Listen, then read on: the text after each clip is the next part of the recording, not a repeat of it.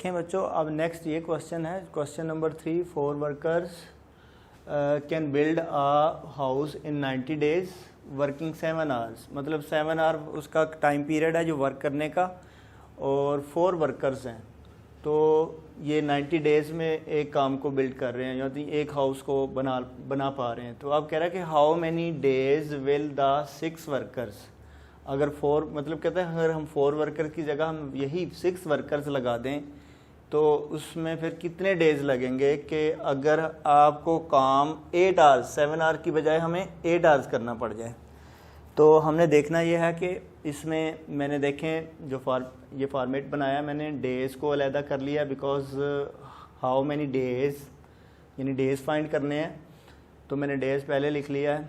उसके बाद मैंने वर्कर्स लिख लिया है, फिर मैंने आवर्स लिख लिए हैं, कितने कितने आवर्स काम करते हैं ये वर्कर्स। पहले उसने कहा है कि 4 workers can build a house in 90, यहाँ पे आप लिखेंगे 90 डेज़। फिर उसके बाद वर्कर्स की बारी है तो यहाँ पे 4 आ जाएगा। फिर वो कह रहा है कि ये जो वर्कर्स हैं ये काम जो करते हैं वो 7 आवर्स, यानी 7 आवर्स यहाँ 7 लिख देंगे। फिर वो कह रहा है कि हाउ मेनी डेज़, तो हाउ मेनी डेज़ के लिए मैं यहाँ x लिखता हूँ। तो उसके बाद मेरे पास क्या है कि वर्कर्स देखने हैं मैंने। वर्कर्स हमारे पास अब 6 हो गए हैं, पहले 4 थे, अब मैंने 6 वर्कर्स लिख देने हैं। फिर यहाँ पर डेज़ जो है वो आवर्स जो है ना उसने आप बढ़ा दिए हैं, 8 आवर कर दिए हैं। अब हमने इसकी प्रोपोर्शन बनानी है। पहले तो इसकी वर्कर की डेज़ के साथ बना लें। 4 वर्कर अगर वर्क करते हैं तो 90 डेज़ वर्क करते हैं तो एक काम कंप्लीट हो जाता है, या कोई भी प्लाजा है या हाउस है बन जाता है। वो 4 वर्कर 90 डेज़ वर्क करते रहते हैं। अगर मैं कह रहा हूँ कि 4 वर्कर्स की जगह मैं 6 वर्कर लगा दूँ तो डेज़ 90 से कम लगेंगे या ज़्यादा लगेंगे, ये आपने सोचना है। मैं यहाँ पर देख रहा हूँ कि 4 वर्कर 90 डेज़ लगा रहे हैं, काम करते करते एक हाउस को बनाते हैं। तो अगर मैं 2 वर्कर मोर ले आता हूँ तो इट मीन कि वो हाउस जल्दी बन जाएगा, 90 डेज़ से थोड़े डेज़ लगेंगे। तो इसलिए ये मैंने वर्कर बढ़ाए हैं, डेज़ कम हो रहे हैं, तो इन्वर्स प्रोपोर्शन हो गई। इसका तो एरो ऊपर ही रहेगा, लेकिन इसका एरो आपने इसका ऑपोजिट लगाना है इन्वर्स प्रोपोर्शन में। अब देखें 7 आवर वर्क किया जा रहा है तो 90 डेज़ लग रहे हैं। अगर मैं 8 आवर काम करना शुरू कर दूँ तो डेज़ कम लगेंगे, बिकॉज ज़्यादा काम कर रहा हूँ ना, मैं घंटा एक ज़्यादा काम कर रहा हूँ, तो इट मीन मेरे पास डेज़ कम हो जाएंगे। तो मैंने ये ज़्यादा की है, क्वांटिटी ये भी फिर थोड़ी हो रही है, इसलिए ये भी इन्वर्स प्रोपोर्शन होगी। तो मैं इसके अकॉर्डिंग इसको देखूँगा। जो ये एरो ऊपर गया तो इट मीन इसका एरो इसके इन्वर्स बनाना है तो नीचे जाएगा। अब मैंने आपको बताया हुआ है कि एरो का जो नीचे वाला न्यूमरेटर होता है, ऊपर वाला डिनोमिनेटर। ये न्यूमरेटर है तो ये डिनोमिनेटर, ये न्यूमरेटर है तो ये डिनोमिनेटर। अब हमने इसी को n/d लिखना है तो x/90 आ जाएगा इज़ इक्वल टू, मैं यहाँ लिख देता हूँ 4/6 मल्टीप्लाई बाय 7 क्या आ जाएगा 8 आ जाएगा। अब मैं 90 को यहाँ उधर ले जाता हूँ, उधर जाके मैं इसे मल्टीप्लाई करवाऊँगा। तो इसका मैं पार्ट यही वाला पार्ट मैं यहाँ कर लेता हूँ, ठीक है। तो x इज़ इक्वल टू आ जाएगा 4/6 मल्टीप्लाई बाय 7/8 मल्टीप्लाई बाय 90। अब इसको कट करके देख लें, 4 1 ज़ा 4, 4 2 ज़ा 8, ये भी कटता है। अब इसको 2 1 ज़ा 2, 2 4 ज़ा 8, 2 5 ज़ा 10, ये भी कट गया। अब इसे 3 पे कट करके देख लें, 3 2 ज़ा 6 और 3 1 ज़ा 3 15 ज़ा, ठीक है। अब हमने और इसको कट करना है तो कटिंग नहीं होती, इट मीन हम इसको 15 7 ज़ा मल्टीप्लाई करा देंगे।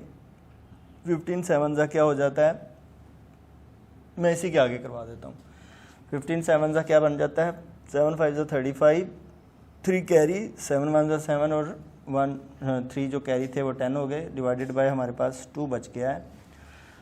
हम इसको पॉइंट में लिखेंगे तो 2 1 ज़ा 2, 2 5 ज़ा 10, अब ये हमारे पास 3 10 कट गया, 2 2 ज़ा 4, यहाँ पॉइंट लगा के मैं पॉइंट लगा के आगे 10 बना लेता हूँ, क्योंकि 1 बचेगा, फिर मैं 0 लगा लेता हूँ। तो 2 5 ज़ा 10 यानी 52.5 5 डेज़ लगेंगे, यानी डेज़ इतने थोड़े लगेंगे, यानी 52.5 डेज़, यानी इतने डेज़ हमारे लगेंगे इस काम को, इस हाउस को कंप्लीट करने के लिए, अगर हमारा ये फॉर्मेट बन जाए तो। अब हमारे पास एक और क्वेश्चन है, वो भी इसी टाइप का है, कंपाउंड फ्रैक्शन का है। तो ये मैंने देखें, ये क्वेश्चन है जो मैं रीड करके बता रहा हूँ कि 10 वर्कर्स हैं, हार्वेस्ट करते हैं क्रॉप ऑफ 5 एकर्स की इन 8 डेज़। 8 दिनों में एक हार्वेस्ट जो है ना, हार्वेस्ट का मतलब होता है किसी फसल की कटाई करना, तो वो क्रॉप को हार्वेस्ट करते हैं 5 एकड़ की क्रॉप को कितने डेज़ में? 8 डेज़ में। अब वो कह रहा है कि how many days, how many के बाद का ये जो वर्ड आ रहा होता है ना, ये वाला हम सबसे पहले लिखते हैं, मैंने ये पहले लिख लिया था। अब कह रहा है कि हाउ मैनी डेज़ 16 वर्कर्स अगर काम कर पे लगा दिए जाएं, तो कहता है कि 4 एकड़ की जो है ना वो क्रॉप कितने दिनों में वो हार्वेस्ट हो जाएगी। इसमें मैं क्या करता हूँ, इसी फॉर्मेट के अकॉर्डिंग मैं इसके जो नंबर्स हैं वो मैं लिख लेता हूँ। 10 वर्कर्स हैं, मैं यहाँ लिख लेता हूँ। फिर उसके बाद 5 एकर्स हैं, मैं यहाँ लिख लेता हूँ 5, क्योंकि उसने 8 डेज़ बोले हैं तो मैं 8 डेज़ यहाँ लिख लेता हूँ। अब कह रहा है हाउ मैनी डेज़, तो यहाँ मैं x लिख लेता हूँ।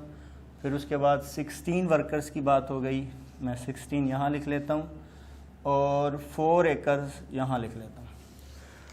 अब यही सेम ऐसा ही है कि हम इसकी बारी बारी रिलेशंस बनाएंगे। पहले हम वर्कर की डेज़ के साथ रिलेशन बना रहे हैं, तो सबसे पहले ये तो आंखें बंद करके एरो ऊपर लगा दिया करें क्योंकि फर्स्ट अननोन क्वांटिटी होती है, बट हमने इसकी पहले रिलेशन बना लेनी है। 10 वर्कर्स 8 डेज़ में वर्क कंप्लीट कर लेते हैं, कोई सा भी वर्क है, या कोई गंदम काटी जा रही है तो काट लेते हैं। 10 वर्कर लगाए हैं, वो कोई भी गंदम का एकड़ या 2 एकड़ या 3 एकड़ वो ख़त्म कर लेते हैं 8 दिनों में।